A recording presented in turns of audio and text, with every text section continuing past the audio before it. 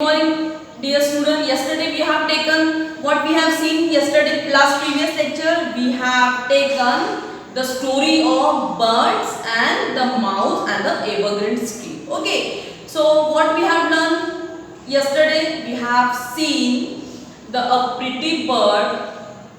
The pretty bird so much proud herself because she has a beautiful wings. She looks very beautiful, very graceful. So that's why she laughed on mouse. मतलब किसके ऊपर हंस रही थी वो? Mouse के ऊपर, है ना? So suddenly क्या होता था? She flew on the sky. Then when she came down, she suddenly dashed the tree. That's why after dash her wings broken down. So after broke her wing, she can't fly and she can't hop to go. यहाँ तक हमने पढ़ाया था. आगे हम देखते हैं कि winter came, all other birds flew away warmer places. अब क्या होता है? After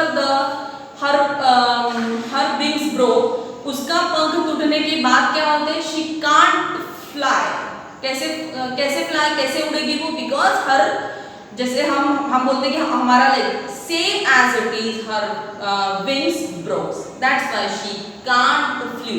अब विंटर आता है, ठंडी का महीना चल रहा है.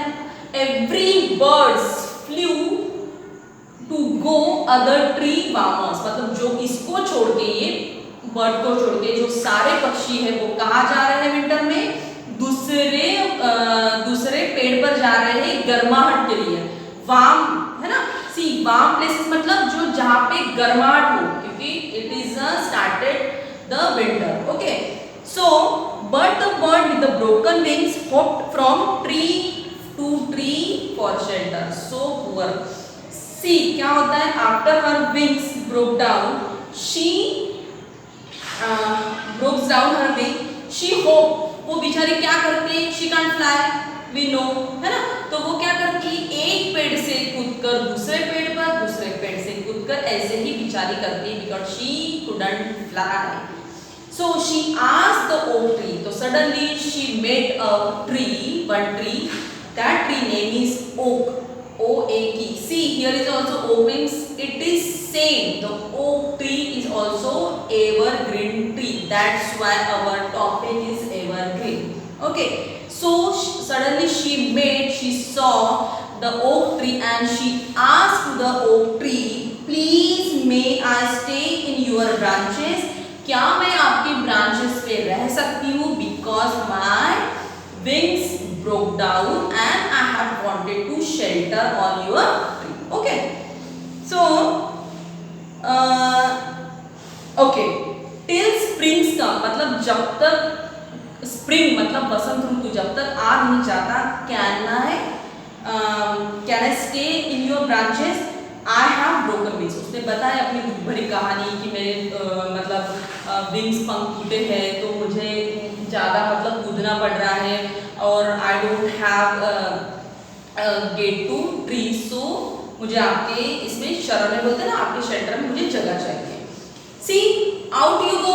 वो फिर कौन बोलता है out you go? Shouted the oak. Outed go मतलब जैसे हम बोल सकते हैं out you go, shouted the oak. बोलते हैं चलो चलो निकलो तुम यहाँ से. ऐसा कौन बोल रहा है? The oak tree to the said to the bird. Out you go, shouted, I cannot allow the strange bird to live there. क्या बोल रहा है कि मैं किसी भी अनजान पक्षी या बाहर के पक्षी को, बाहर के अजनबी को मैं अपने यहाँ पे पेड़ पर शेल्टर नहीं दे सकता. Understood? Yes. So strange means क्या होता है? अजीब, मतलब कहीं दूसरी जगह से आने वाला, जैसा फॉरेनर्स बोल सकते हैं कि we unknown the person. Okay. So I cannot allow means मैं तुम्हें allow नहीं कर सकता, सहमति नहीं दे सकता, इजाजत नहीं दे सकता. I cannot allow a strange bird to live there. मैं आपको इजाजत नहीं दे रहा हूँ कि कोई भी अजीब, कोई भी बाहर का पक्षी मेरे यहाँ पे आए. The willow tree to refuse. See, second. You just write it down. You should be underline what we have seen first, the oak tree. Oak, second is willow tree.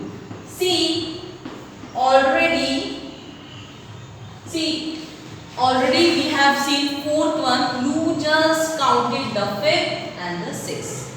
Also we know about the two trees. These trees are also the evergreen trees. Okay, so even willow tree ने भी क्या किया? Refused. What is the meaning of refused?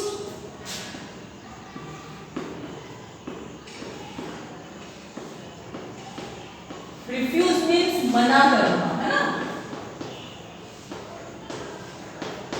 Refuse means साफ इनकार करना. So the willow tree has also the refuse to let her stay. मतलब willows क्या बोलते हैं? Willow tree ने भी क्या किया? बेचारे पक्षी को मना कर दिया कि please I don't have to get you shelter. Okay. I shall die for cold, said the little bird sadly. So poor. It is very bad condition on the bird. वो बोलता है कि प्लीज मुझे शेल्टर दे दो. अगर मैं आपके यहाँ पे शेल्टर में, आपके अगर ब्रांचेस में, आपके पास अगर मैं नहीं रहूँगी तो मैं क्या हो जाऊँगी? ठंड से मर जाऊँगी. डाई ऑफ कोल्ड मतलब ठंडी लग के, हम जब सब करेंगे मुझे तो बहुत बड़ी ठंडी लगी, तो die of cold said little bird sadly. मतलब उसने बहुत ही एकदम नम्रता से, बहुत दुख भरी आवाज से बोला कि please I shall die for cold, मतलब मर जाऊंगी अगर आप मुझे शेल्टर नहीं देंगे तो. The little mouse at whom she had laughed was watching her. See, remember in the first lecture what we have to कि एक माउस था, एक कुंदीर था, एक क्या बोलते उसको, एक ठीक है, उसने क्या किया था? अपने फ्लैपिंग विंग से she the bird so much proud on herself. What the wings, the flapping wings, मतलब वो अपने पंख से क्या करती थी? मतलब उसको अपने पंख बहुत खूबसूरत लगते हैं ताकि खुद खूबसूरत होने की वजह से जो भी एवरीबडी उनके ऊपर क्या करती थी? वो लाफ करती थी, है ना? So ये सब जब when she broken her wing, so all the dramas the mouse can sing. Okay, वो सब देखता था तो उसने बोला कि the little mouse who she laughed, मतलब वो जो माउस है जिसने उसके ऊपर हंसा था वो ये सब क्या कर रहा था? देख रहा था. और उसने क्या बोला? God always punish the proud. मतलब God punish मतलब क्या होता है? सजा देना. PUNISHES. गॉड हमेशा अहंकारी लोगों को क्या करता है? सजा देता है ना?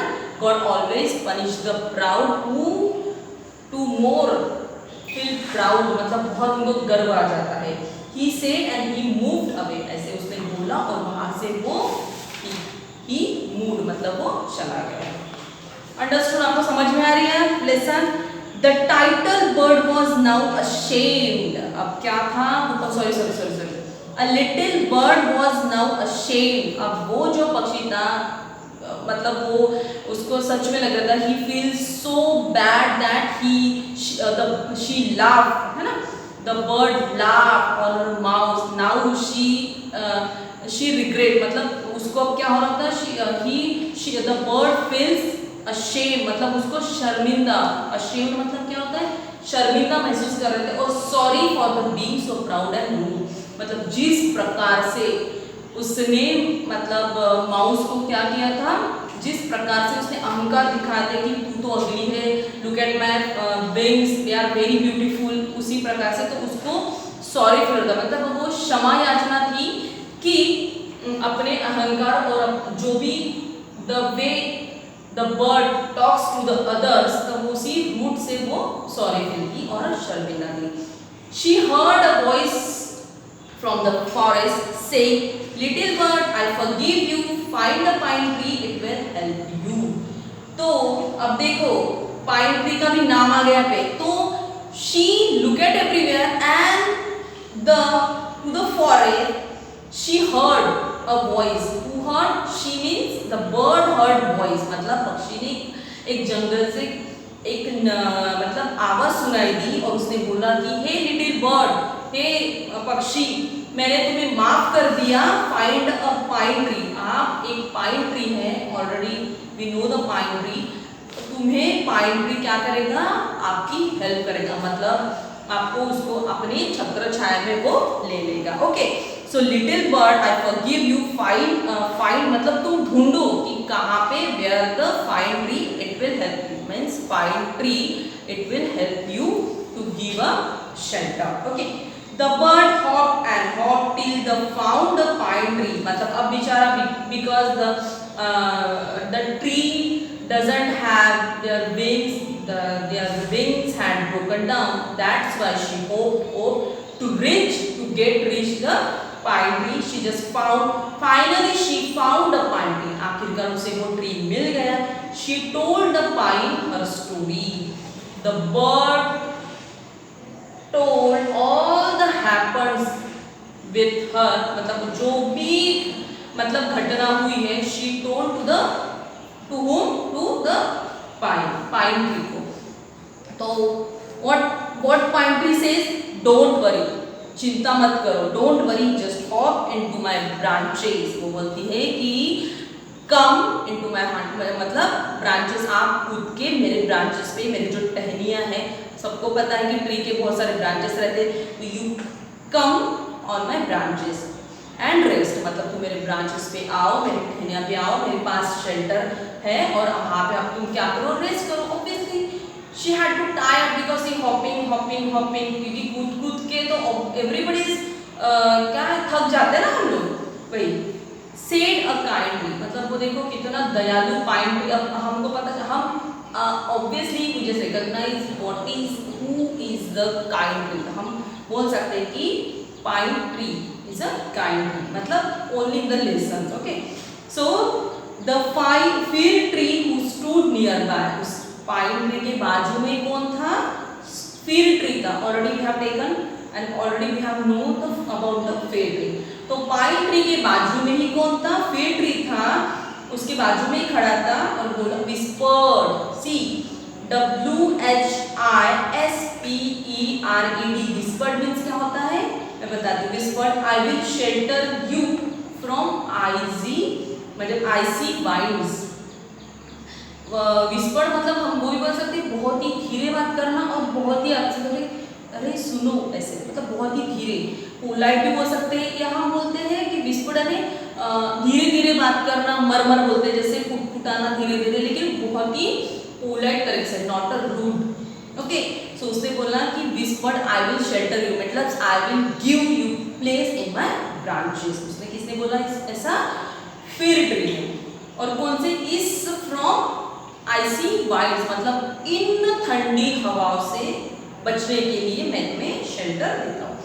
The juniper called out, see our last tree is a juniper, है ना, हमने उसके बारे में पढ़ा था। लास्टली क्या होता है, जूनिपर भी बोलता है, मतलब पहले सबसे पहले क्या हुआ, ओक ने तो उसको जगह नहीं दी, same as it is willow trees also refuse to take a जल्दी बताओ,